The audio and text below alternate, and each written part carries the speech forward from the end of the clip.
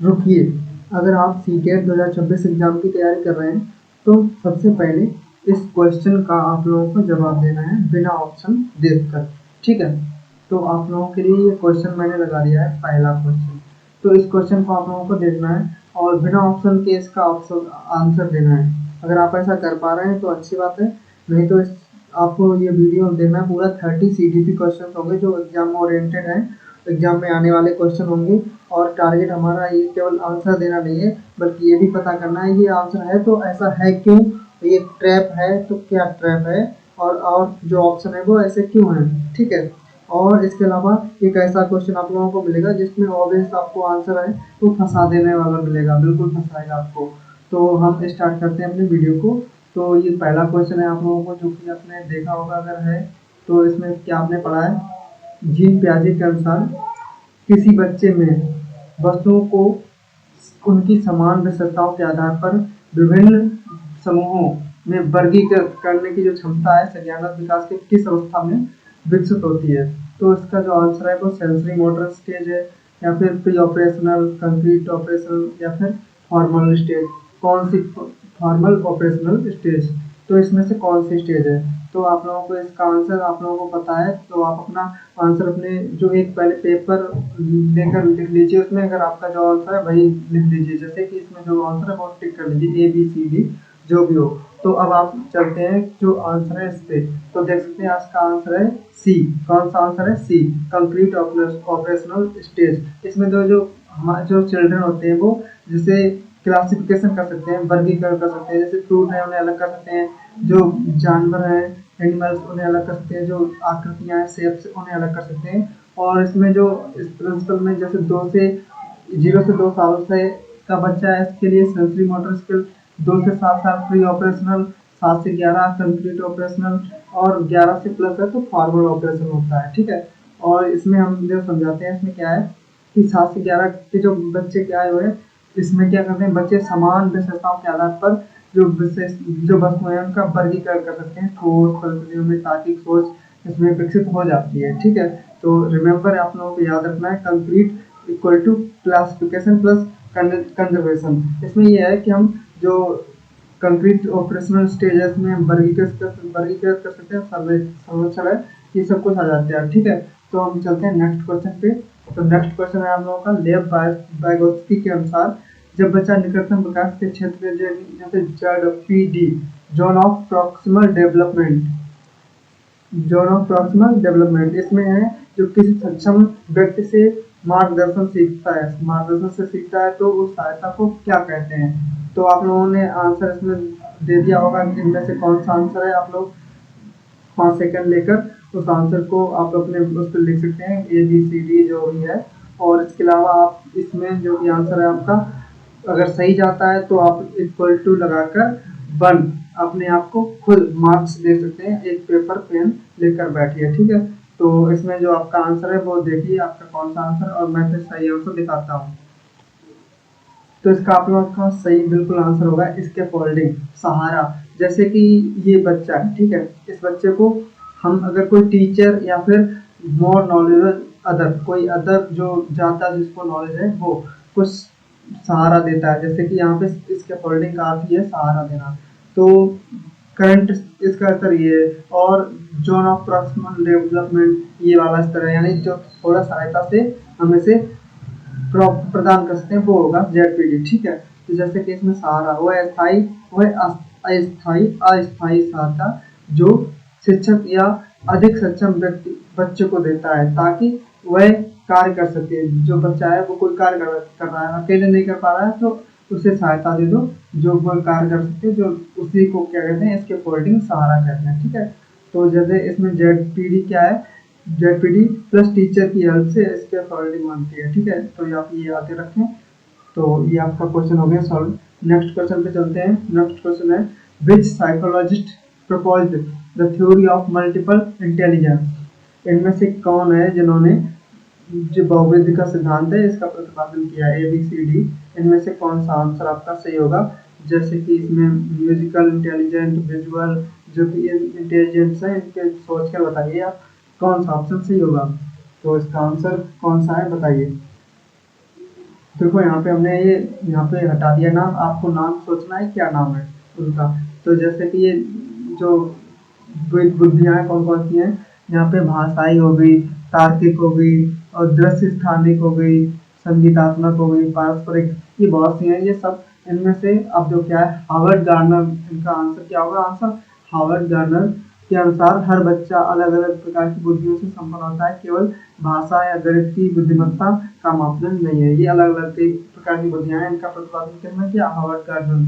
तो Harvard gardener ने multiple intelligence का सिद्धांत दिया है। ठीक है, तो अगला क्वेश्चन आप लोगों का रहा ये, एक शिक्षक विद्यार्थियों को सीधे उत्तर बताने के बजाय स्वयं खोजने, चर्चा करने और अवधारणाएं विकसित करने का अवसर देता है। ये किस प्रकार का उपागम है, यानी किस प्रकार के शिक्षण उपागम पर आधारित है, ये बताइए। जैसे कि ये वाला व्यवहारवाद, रचनावाद, रोट लर्निंग और क्लासिकल कंडीशनल। तो इसमें आप बताइए कौन सा है आंसर। आप अपना आंसर नोट कर लीजिए अपने पेज पर और फिर देखिए इसका आंसर। ये आंसर आ रचनावाद। ठीक है, तो इसमें रचनावाद क्या है, इसमें बच्चे एक्सप्लोर करते हैं, डिस्कस करते हैं, उसके बाद में ज्ञान का निर्माण करते हैं। जैसे कि इस फिगर में आप लोग देख सकते हैं, यहाँ पर बच्चे स्वयं चर्चा कर रहे हैं, खोज कर रहे हैं, उसके बाद ज्ञान का निर्माण होता है, यही प्रक्रिया है। जैसे रचनावाद में विद्यार्थी स्वयं खोजे, चर्चा और अनुभव के माध्यम से ज्ञान का निर्माण करते हैं। शिक्षक की भूमिका है इसमें मार्गदर्शक की, तो केवल जानकारी देने वाले नहीं है। ठीक है, इसमें जो शिक्षक है मार्गदर्शक है और स्वयं बच्चे खोज करते हैं, चर्चा करते हैं, तब ज्ञान का निर्माण करते हैं। रचनावाद जो है वो क्या है, सक्रिय विद्यार्थी है इसका और मार्गदर्शक का दोनों को मिलाकर रचनावाद बनता है। ठीक है, तो नेक्स्ट क्वेश्चन पे चलते हैं। एक शिक्षक देखता है कि बच्चा अपने सहपाठियों को देखकर ही जो वही करना सीखता है। कोई जैसे ये है, ऑब्जर्व करता है बच्चा, कोई बच्चा है, ठीक है, वो देखता है और सीखता है। तो इससे क्या होता है, इसमें कौन सी, इसमें जैसे प्रयास एवं त्रुटि का अभिगम है, ऑब्जर्वेशन है, या फिर कौन सा है? जैसे इसमें जो ऑब्जर्विंग क्लासमेट्स, पूरा आप लोगों को सही से पूरा क्वेश्चन पढ़ना है, फिर आप अब इसमें आंसर दीजिए। जो भी आंसर है आपका उसको आप अपने मन में या फिर कॉपी पे लिख लीजिए, जो पेज है उस पे लिख लीजिए। अब आप अपना आंसर मैच कीजिए। जैसे कि इसमें जो आंसर है वो कौन सा है, ऑब्जर्वेशनल, के क्वेश्चन में भी लगभग लिखा हुआ था। ठीक है, तो आप इसमें जो, तो क्या है, उसमें ऑब्जर्व कर रहा है ये बच्चा, ठीक है, इस बच्चे को, और फिर बाद में ये खुद कर रहा है। तो देखो उसमें क्या होता है, ऑब्जर्व करके समझता है, उसके बाद में परफॉर्म करता है।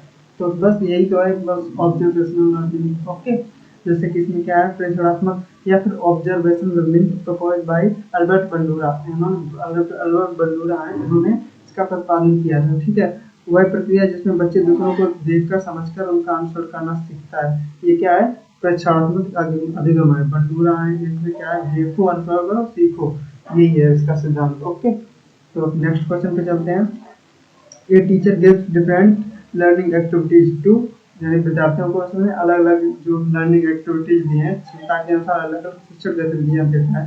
तो ये किसका उदाहरण है? जैसे समावेशी शिक्षा है, अलग अलग इसमें दे रहा है गतिविधियां। ठीक है, आवश्यकता की, जो बच्चों को सीखने की आवश्यकता और क्षमता के अनुसार दे रहा है। या डिफरेंशिएटेड इंस्ट्रक्शन, विवेक शिक्षण क्या है, या फिर ये वाला दंड विधि है, या फिर रट कर सीखना, इनमें से कौन सी है? जैसे अलग अलग बच्चे हैं, इनको अलग अलग सिखाया जा रहा है, अलग अलग जो इनकी शिक्षा की वो है, मतलब आवश्यकता है उनको या क्षमता के अनुसार सबको अलग अलग गतिविधियां दे रहा है। तो ये कौन सी शिक्षण विधि है?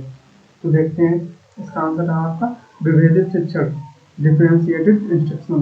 तो देखो, अच्छा, एक जैसे शिक्षक है, इसमें अलग अलग विद्यार्थी हैं, उन्हें अलग अलग गतिविधियां दे रहा है, सबको अलग अलग बता रहा है, तो ये विभेदित इंस्ट्रक्शन बनता है। जैसे विभेदित शिक्षण का कार्य विद्यार्थियों की क्षमता, रुचि और सीखने के अनुसार अलग अलग गतिविधियां देके सिखाते हैं। ठीक है, इसमें तो अलग अलग विद्यार्थी होते हैं, अलग अलग शिक्षक होता है, ये आप लोगों को याद रखना है। ठीक है, तो यही है विभेदित शिक्षण।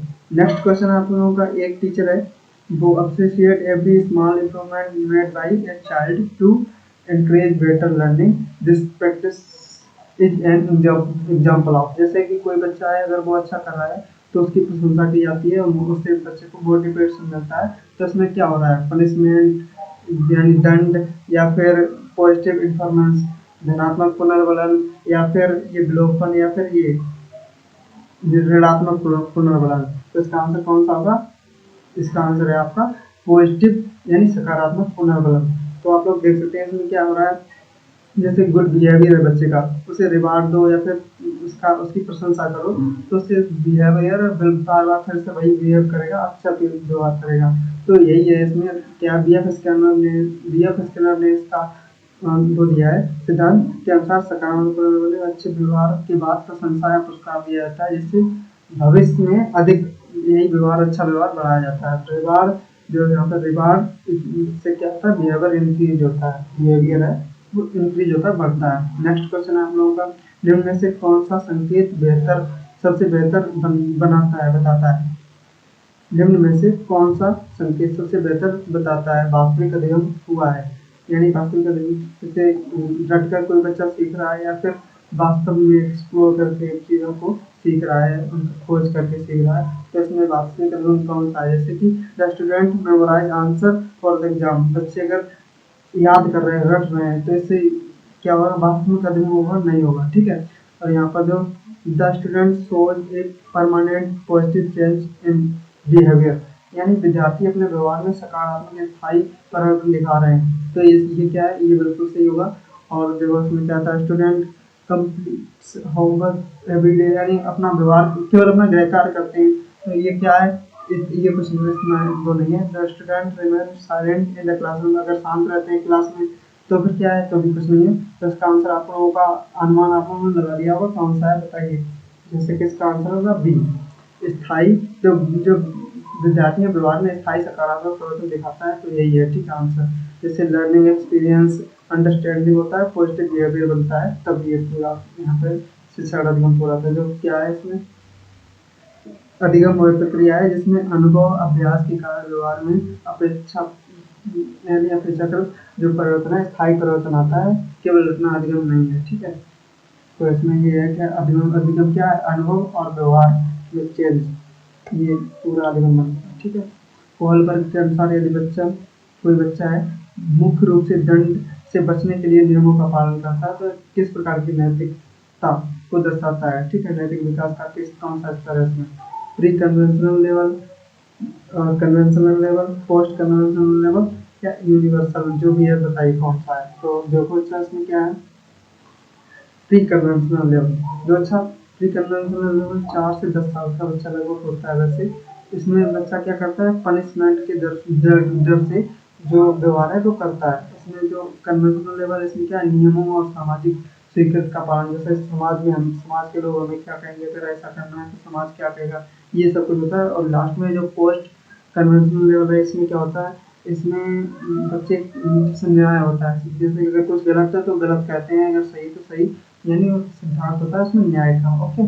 तो देखा पूर्व बच्चे मुख्य दंड से बचने के लिए, पुरस्कार पाने के लिए नियमों का पालन करते हैं। उनका नैतिक जो निर्णय है वो व्यक्ति के लाभ या हानि पर आधारित होता है, जैसे कि fear of punishment equal to, यानी इससे क्या होता है, जो ये है ये किसमें आता है, फियर ऑफ पनिशमेंट, दंड का भय, ये आता है प्री कन्वेंशनल लेवल में, ओके। नेक्स्ट क्वेश्चन आप लोगों का है कि एक शिक्षक विद्यार्थियों को प्रश्न पूछने, स्वतंत्र रूप से सोचने और विचार व्यक्त करने के लिए प्रोत्साहित करता है। एक अभ्यास है, जो एक अच्छा अभ्यास मुख्य रूप से किसका विकास करता है, यानी रट कर याद करना हो गया, क्रिटिकल आलोचनात्मक, हैबिट फॉर्मेटिंग यानी आदत निर्माण, या फिर पॉजिटिव लर्निंग, कौन सा है इसमें।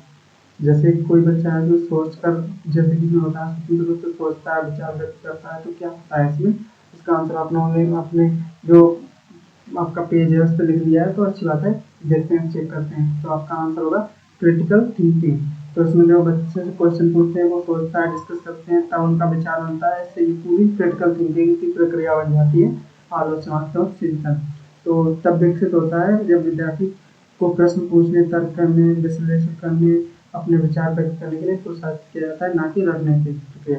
तो इसमें जब कोई क्वेश्चन पूछने सोचा होगा, एनालाइज किया होगा, तो ये प्रक्रिया कौन सी होती है, critical thinking, okay. Next question है, एक शिक्षक का मानना है कि एक बच्चा सीख सकता है, लेकिन हर बच्चा अपनी अलग गति से सीखता है, अलग गति से सीखता है। यह विचार किस सिद्धांत से सबसे अधिक संबंधित है। तो देखो सेम गोल होता है, समझे, एक लक्ष्य, डिफरेंट लर्निंग इज, अलग अलग गतियाँ हैं, अलग अलग बच्चे अलग अलग प्रकार से सीखते हैं, ठीक है।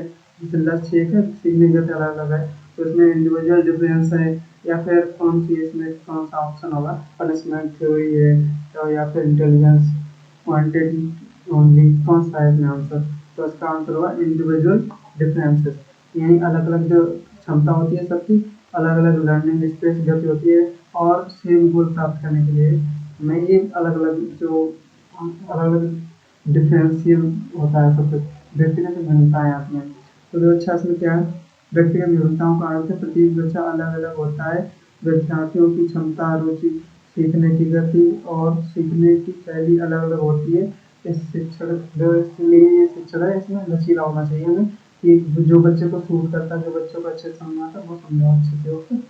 तो हर बच्चा सीख सकता है, लेकिन एक ही तरीके से एक ही गति से नहीं सीख सकता है, ओके। नेक्स्ट क्वेश्चन है आप लोगों का, एक शिक्षक विद्यार्थियों को छोटे छोटे समूहों में मिलकर किस समस्या का समाधान करने के लिए कहता है? ये जो शिक्षण है, ये इसकी कौन सी रणनीति है? सहकारी सरगम या अधिगम, या फिर व्यक्तिगत, या फिर अभ्यास विधि, या व्याख्यान विधि, कौन सी है विधि?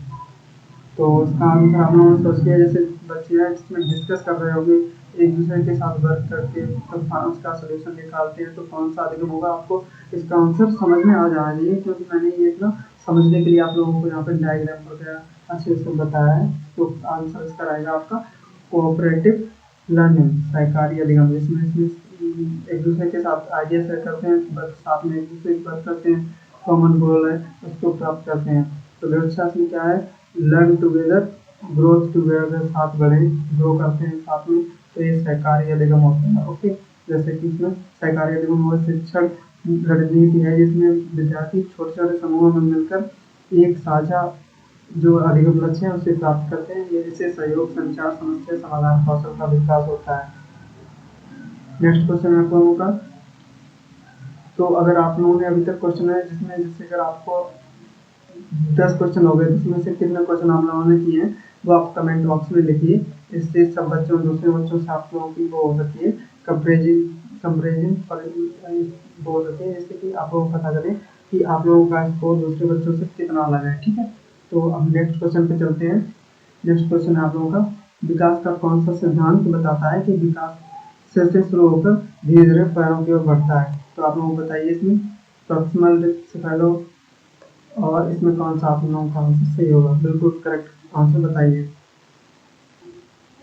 तो इसका आंसर आप लोगों ने सोच लिया होगा, क्या आंसर है आप लोग मिला सकते हैं। देखिए कि आप लोगों का आंसर यही था, अगर यही था तो कमेंट बॉक्स में लिखिए मेरा आंसर बिल्कुल सही है, ठीक है। तो इसमें जो क्या होता है, जो सेफेलोकॉर्डल प्रिंसिपल है, इसमें बॉडी गन्स हेड कंट्रोल, सबसे पहले हेड पर कंट्रोल आता है, उसके बाद में फिर क्या होता है, पैर हो गए, लास्ट में पैर आते हैं, ठीक है। पहले सिर फिर पैर। तो दूसरा क्या है इसमें, मस्तिष्कोद्यमुखी जो सिद्धांत है, इसमें क्या होता है, इसके अनुसार विकास सिर से शुरू होकर पैरों की ओर बढ़ता है, इसलिए बच्चा पहले सिर पर नियंत्रण करता है, उसके बाद गर्दन, फिर धड़, उसके अंत में पैर पर नियंत्रण करता है। इसमें तो आप लोगों को सिफेलो का मतलब है, अर्थ है कि आपका हेड और कॉर्डल समझ लो पैर, तो इससे याद रख लो सेफेलोकॉर्डल है, तो मस्तिष्कोद्यमुखी जो है इसमें सिर से पैर की तरफ हम व्यवस्थित करते हैं पूरे इसमें। और जो नेक्स्ट क्वेश्चन है, जो हिंदी विकास का कौन सा सिद्धांत बताता है कि शरीर जो विकास है, विकास शरीर के केंद्र से बाहरी अंगों की ओर बढ़ता है? इसमें कौन सा आंसर आप लोगों का सही होगा? आप लोग बताइए। जैसे पहले केंद्र का विकास होता है, उसके बाद समझ लो बाहरी अंगों पर कंट्रोल आता है, ऐसा ही समझ लो। पिछले वाला है उसका समझ लो अपोजिट समझ लो, ठीक है। तो बताइए। तो ये आप लोगों का रहेगा प्रॉक्सिमल डिजिटल प्रिंसिपल, निकट दूर सिद्धांत। इसमें जो पहले सबसे पहले बॉडी पर कंट्रोल होता है, उसके बाद में जो पहले केंद्र, फिर भुजाएं, तो उसके बाद हाथ, फिर उंगलियां, यानी केंद्र से बाहर की तरफ। तो ये सिद्धांत क्या आप लोगों का, निकट दूर सिद्धांत के अनुसार शरीर जो बालक है उसका विकास शरीर के केंद्र से बाहर के अंगों की तरफ होता है। जैसे पहले कंधों, फिर भुजाएं पर नियंत्रण होता है, उसके बाद फिर हाथों और अंतिम उंगलियों का नियंत्रण आता है, ठीक है। तो उसमें जो प्रॉक्सिमो मतलब समझ लो बिल्कुल सेंटर, और डिस्टल दूर उंगलियों पर। तो निकट दूर सिद्धांत है जो पहले समझ लो कंधे होते हैं, फिर भुजाओं पर नियंत्रण, हाथों पर, उंगलियों पर। तो ये हो गया आप लोगों का। तो ये आप लोगों का ट्रिक समझ लो यहाँ पे। इससे पहले कॉर्डल है, हेड, फिर फीट यानी पैर, और उसके बाद में प्रॉक्सिमल डिस्टल है, तो सेंटर टू फिंगर, यानी पहले पैर फिर उंगलियाँ, ये याद रख लो, ठीक है। नेक्स्ट क्वेश्चन आप लोगों का, गणित की कक्षा में, गणित है कोई, उसकी कक्षा में एक बच्चा गलत उत्तर देता है, ऐसी स्थिति में शिक्षक सबसे उपयोगी यानी प्रक्रिया कौन सी होगी? बिल्कुल अच्छी प्रक्रिया, बिल्कुल उपयुक्त होनी चाहिए। तो उसमें जो क्या होता है, पूरी कक्षा के सामने बच्चे को डांटना चाहिए। बताओ, अगर किसी बच्चे को ऐसा डांट दिया जाए तो क्या होगा? तो बच्चा आगे से उसकी जो थोड़ा और क्वेश्चन पूछता होगा वो भी नहीं पूछेगा, उसका आत्मसम्मान बिल्कुल पर से हो जाएगा, बिल्कुल नहीं पूछेगा आगे से। तो अच्छा, बच्चे को नज़रअंदाज, अगर हम नज़रअंदाज कर देंगे, इग्नोर कर देंगे, तो क्या होगा? तो बच्चा अगले अगली बार से कोई क्वेश्चन ही नहीं पूछेगा, इसका बेकार आगे आगे रुक जाएगा विकास। और जब बच्चे को सही उत्तर रटने के लिए कहना, रट कर अगर कोई मतलब कोई क्वेश्चन अगर कराओगे तो अगला क्वेश्चन हो जाएगा, कुछ नहीं होगा। तो ये इसका आंसर आप लोगों ने समझ लिया होगा। तो बस आप लोगों से मिले थे प्रश्न पूछा, अब मार्गदर्शन करना उसका, बच्चे का गाइड देना, उसके बाद उसकी समझ विकसित करनी है, कैसे करनी है, तो इसका आपको उत्तर भी मिलेगा। देखो, करेक्ट आंसर आप लोगों का होगा। तो प्रश्नों और मार्गदर्शन के माध्यम से बच्चों को अपनी गलती समझने में सहायता करना है। बच्चा है उसको, तब जैसे बच्चा मिस्टेक करता है तो क्वेश्चन दीजिए इसी प्रकार के, उसी टाइप के। उसके बाद में बच्चा है वो अपने आप को गलती को अपनी खुद ही समझ ले, उस तरह से क्वेश्चन सॉल्व कराइए जिससे बच्चा अपने आप ही अपनी गलती समझ जाए और अगले बार से ऐसी गलती ना करे। तो बाल केंद्रित जो शिक्षक है, गलती को सीखने का अवसर समझ लो।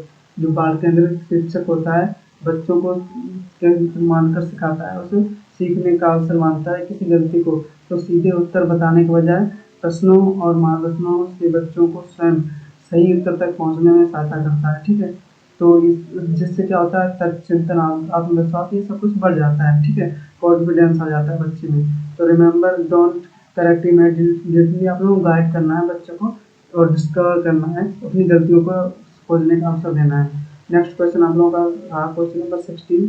इसमें क्या है, which of the following best describe the role of assessment in the teaching learning process, यानी शिक्षा अधिगम प्रक्रिया में मूल्यांकन की सबसे उपयुक्त भूमिका क्या होती है?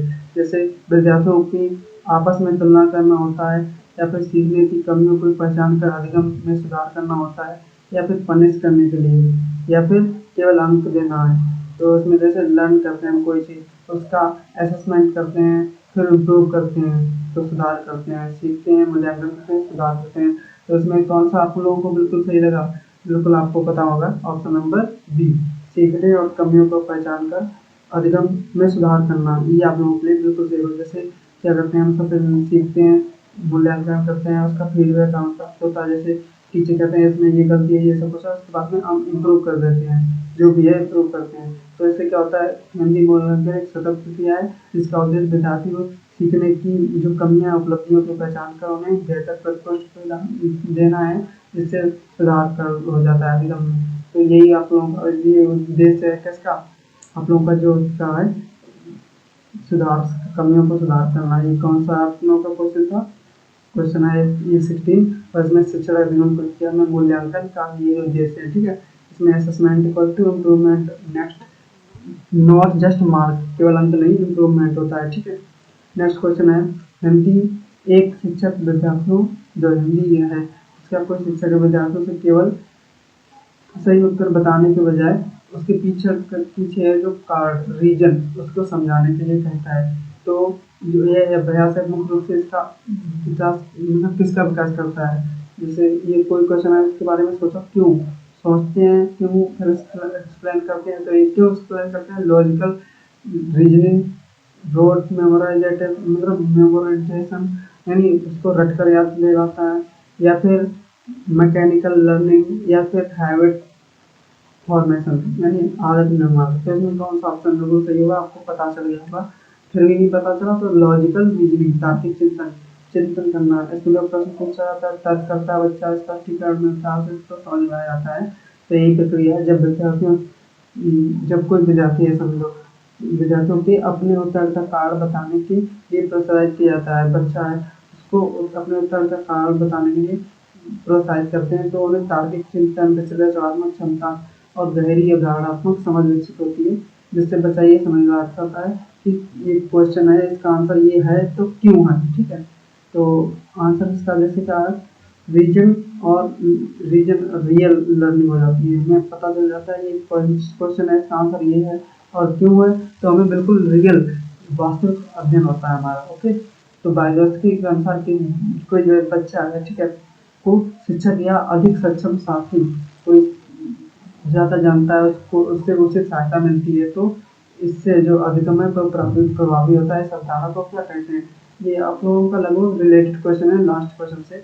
तो उसमें क्या होता है, आप लोग बता सकते हैं स्कैफोल्डिंग, कंडीशनिंग या फिर ट्रायल और एरर और डिस्कवरी लर्निंग। तो इसका आंसर होगा स्कैफोल्डिंग।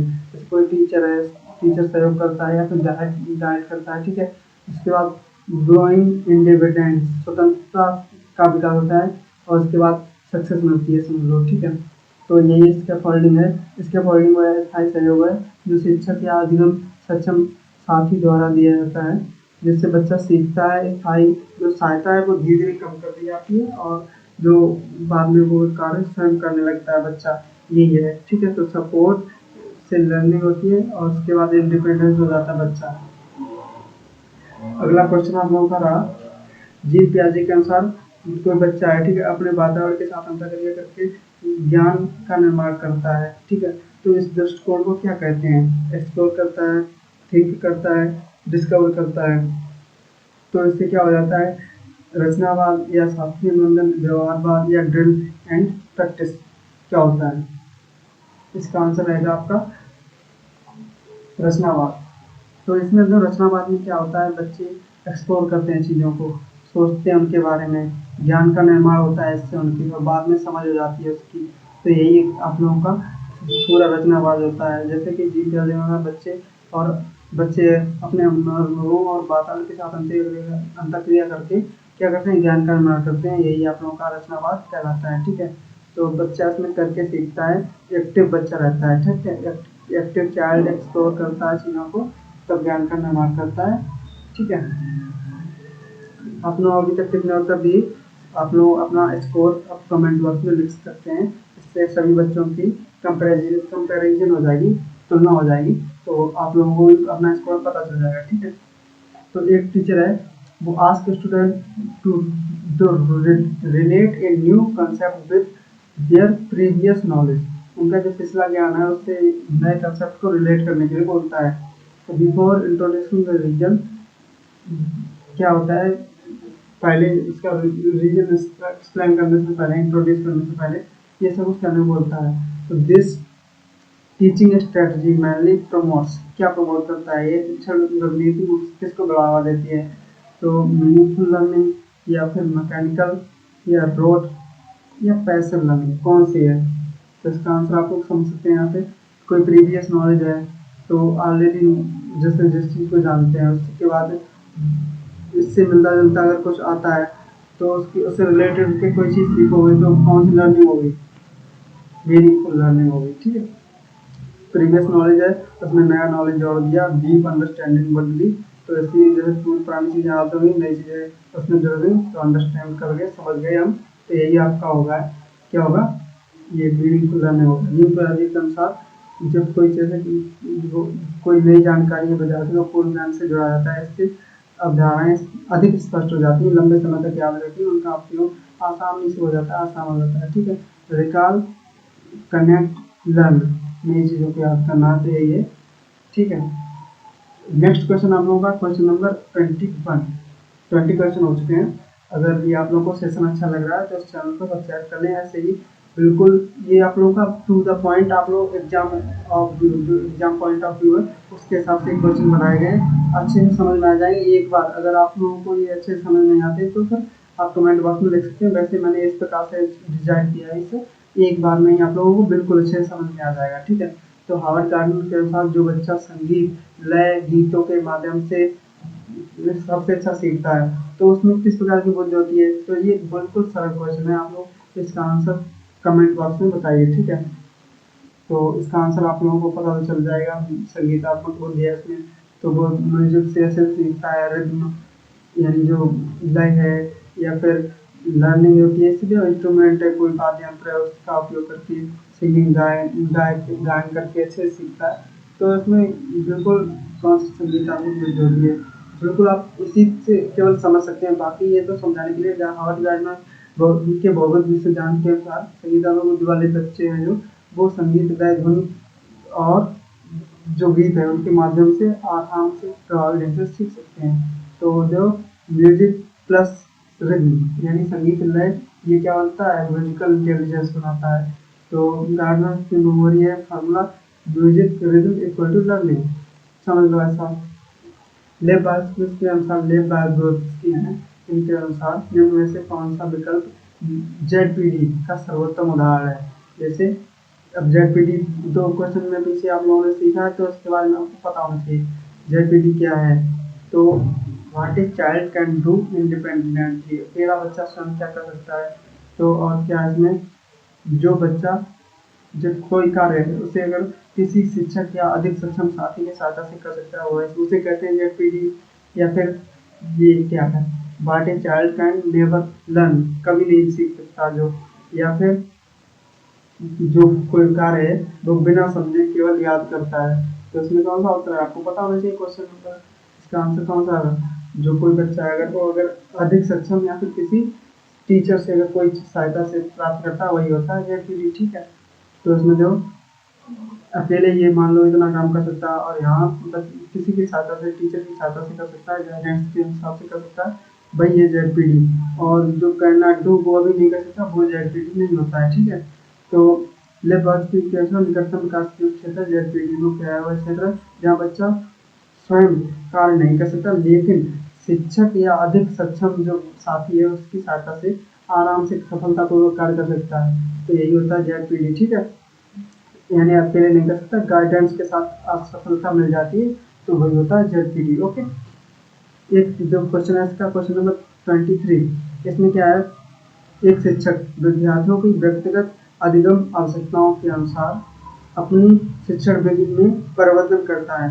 यानी जो अलग अलग विद्यार्थी हैं, अलग अलग उनकी आवश्यकताएं, उनके अनुसार अपनी शिक्षण विधि बदलता रहता है, परिवर्तन करता है। तो ये सिद्धांत कौन सा होगा, इंडिविजुअल डिफरेंसेस हो गया, uniform teaching, teacher centred learning, या फिर one text book for all. तो बताइए इसमें, जैसे अलग अलग विद्यार्थी हैं, अलग अलग उसमें सहयोग मिलता है तो बेहतर अधिगम प्राप्त होता है। तो इससे क्या होगा, बिल्कुल समझ जाइए आप लोगों को, इंडिविजुअल डिफरेंस होगा आंसर। ठीक है, तो इसमें जो अलग अलग बच्चे हैं, अलग अलग उनकी आवश्यकताएं हैं, और उनके अलग अलग बच्चों को पढ़ाने की स्ट्रेटजीज हैं, जिससे अलग अलग उनका पूरा विकास होता है। ठीक है, तो ये व्यक्तिगत विभिन्नताओं का सिद्धांत है। ये बताता है कि प्रत्येक बच्चा अपनी क्षमता, रुचि, सीखने की गति और शैली में अलग होता है। एक अच्छा शिक्षक क्या करता है, विद्यार्थियों की आवश्यकताओं के अनुसार शिक्षण नीतियों में अपना बदलाव कर लेता है। ठीक है, जिससे सही से समझाया जा सके बच्चे को। सेम क्लासरूम होगा लेकिन सेम लर्निंग नहीं होगी, मतलब एक जैसे सीखने की क्षमता सबकी होती नहीं है, तो सबको अलग अलग समझाया जाता है। ऑब्जर्व करता है सबसे पहले, फिर बदलाव, फिर उसके बाद सपोर्ट देता है बच्चे को टीचर।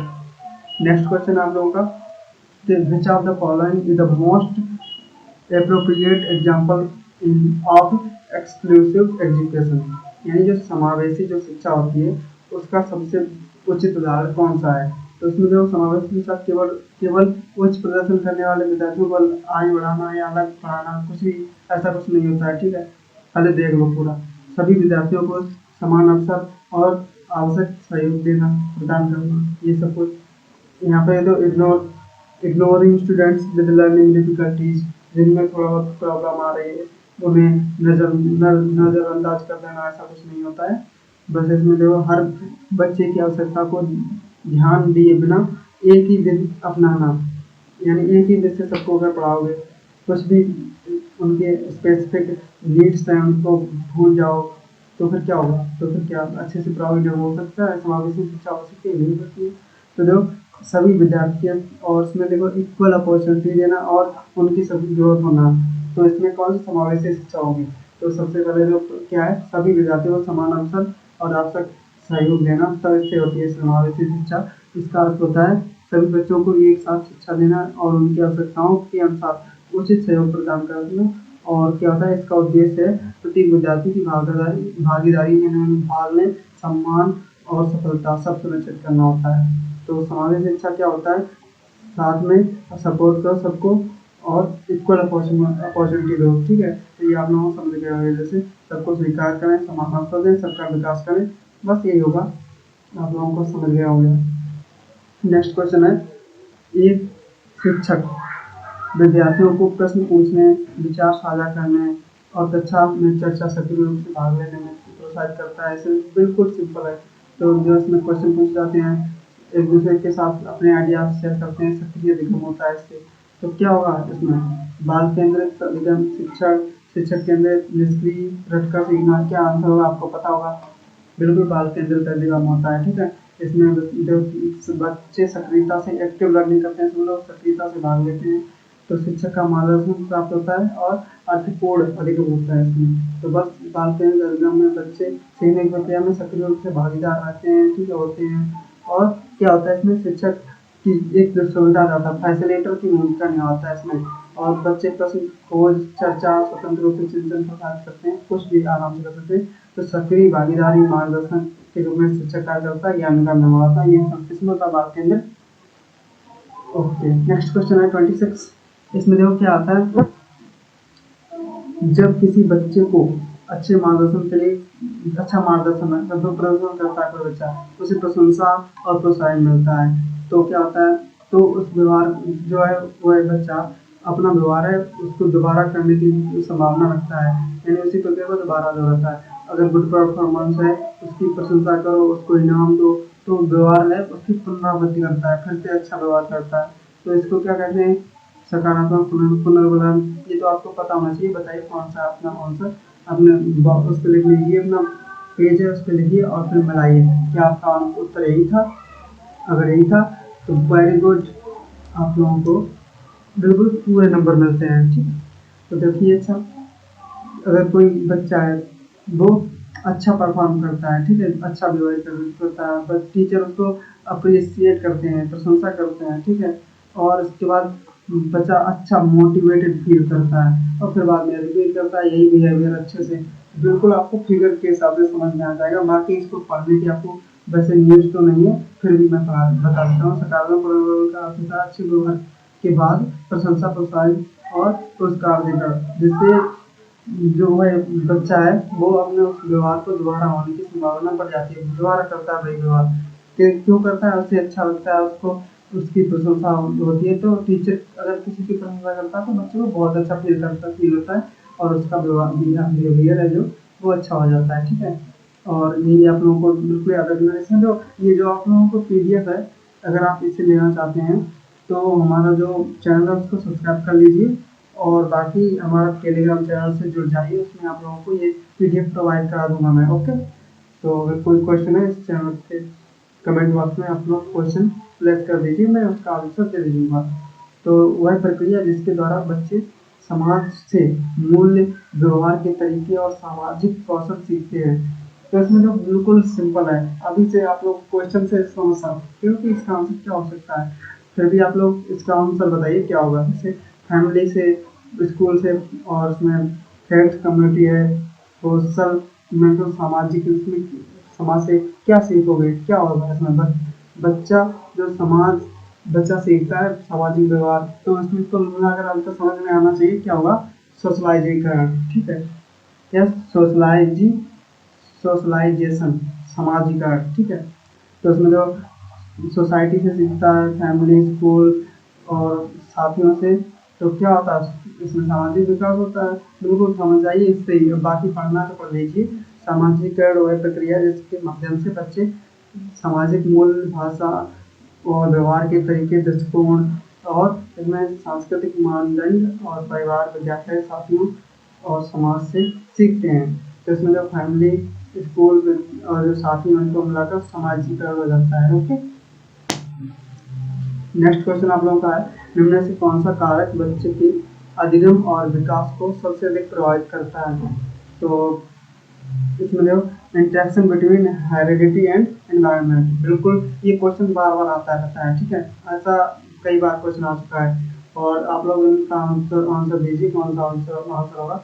जैसे इसमें आप लोग यहीं पे समझा दिया गया है कि जो हेरिडिटी और एनवायरनमेंट दोनों को मिलकर चाइल्ड डेवलपमेंट होता है। तो आप लोग देख सकते हैं, तो आप लोगों को वंशानुक्रम और वातावरण के बीच अंतर क्रिया दोनों को मिलकर होता है। बस यही तो था, जो हेरिडिटी और एनवायरनमेंट मिलकर चाइल्ड डेवलपमेंट करते हैं। तो बस यही है। वैसे आप लोगों को पढ़ना है तो पढ़ लीजिए। बच्चे का विकास वंशानुक्रम और वातावरण की प्रक्रिया से प्रभावित होता है। जो वंशानुक्रम की जो है क्षमताएं, उससे क्या होता है, संभावना बढ़ जाती है बच्चे को, यानी जो अच्छा सीखने की संभावना होती है। या फिर वातावरण से क्या होता है, अनुभव और अवसर मिलते हैं। जैसे किसी हमारा जो वातावरण, स्कूल हो गया, अपने फैमिली हो गया, और जो भी एक्सपीरियंस हमारे हैं, वो सब कुछ मिल जाता है। इससे अच्छा विकास होता है बच्चे का। तो ये है जो क्षमता अनुभव इक्वल टू विकास। नेक्स्ट क्वेश्चन आप लोगों का है 29। तो एक विद्यार्थी नियमित रूप से अध्ययन करता है, हर रोज अच्छे से पढ़ता है समझ लो, क्योंकि उसे सीखने में आनंद आता है और जो अगर और क्या है उसमें, और ज्ञान प्राप्त करने में संतुष्टि उसको मिलती है, और ज्ञान प्राप्त करता है तो उससे अच्छा लगता है। तो ये किस प्रकार की अभिप्रेरणा मोटिवेशन, उधर उसे उत्सुकता और इंटरेस्ट है, और उसमें सेटिस्फैक्शन मिलता है उसे, वो इंजॉय करता है लर्निंग को, और ज्ञान प्राप्त करता है, सेल्फ ग्रोथ होती है उसकी। तो इससे क्या होगा, बिल्कुल सरल, आप लोग समझ सकते हैं कौन सा आंसर आएगा इसमें। तो देखिए, इसका आंसर होगा आंतरिक प्रेरणा।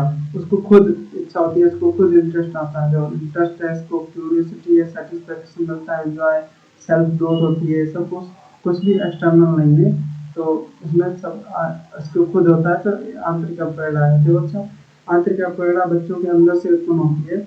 बच्चा अपनी रुचि, जिज्ञासा, आनंद और सीखने की संतुष्टि के कारण सीखता है। ठीक है, इंटरेस्ट इसमें जो रुचि है और लर्निंग करता है, सेटिस्फेक्शन मिलता है। तो ये पूरी इसकी अंतर की इच्छा होती है, अधिगम होता है इससे, और ग्रोथ होती है। तो इसी को आंतरिक प्रेरणा कहते हैं। ओके, नेक्स्ट आप लोगों का है क्वेश्चन, लास्ट क्वेश्चन आइए।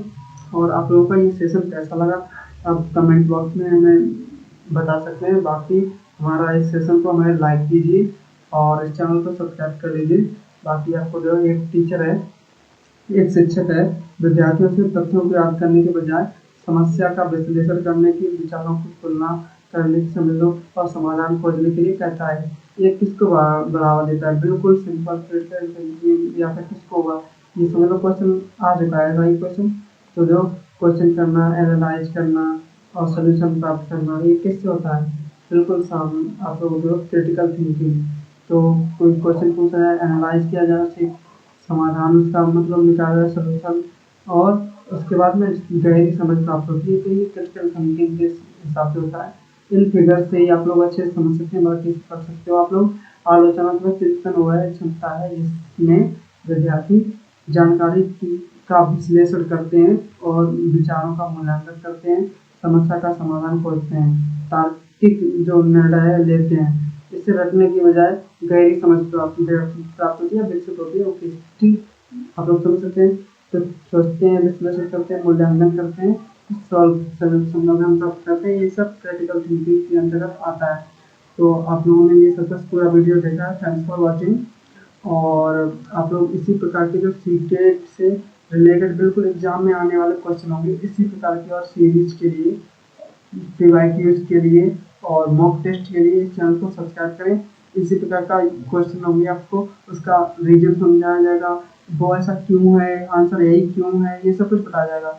तो मिलते हैं आपसे नेक्स्ट वीडियो में। Thanks for watching.